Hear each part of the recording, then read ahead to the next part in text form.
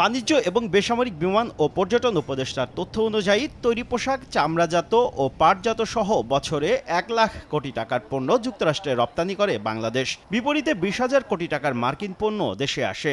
দুদেশের মধ্যে ৮০,০০০ কোটি টাকার বাণিজ্য ঘাটতি কমানোর লক্ষ্যে সোমবার মার্কিন যুক্তরাষ্ট্রের সঙ্গে শুল্ক চুক্তি করতে যাচ্ছে অন্তর্বর্তী সরকার। বাণিজ্য উপদেষ্টার আশা, এই চুক্তির ফলে শুল্ক হার ২০% থেকে আরও কমবে। স্বাক্ষরের পর চুক্তির বিষয়গুলো প্রকাশ করা হবে। নতুন সরকারকে চাপমুক্ত রাখতেই নির্বাচনের ৩ দিন আগে বাণিজ্য চুক্তি হচ্ছে বলেও মন্তব্য করেন বাণিজ্য উপদেষ্টা। শুধু যে আমরা ওভারঅল ট্যারিফ কমানোর চিন্তা করছি তা না, আমাদের প্রচেষ্টা রয়েছে যে আমাদের যে মূল পণ্য গার্মেন্টস সেই জায়গায় যেন আমাদের শুল্ক শূন্য হয়। চুক্তির আওতায় মার্কিন কোম্পানি বোয়িং থেকে ৪৭টি উড়োজাহাজ কেনার প্রস্তাব দিয়েছে যুক্তরাষ্ট্র।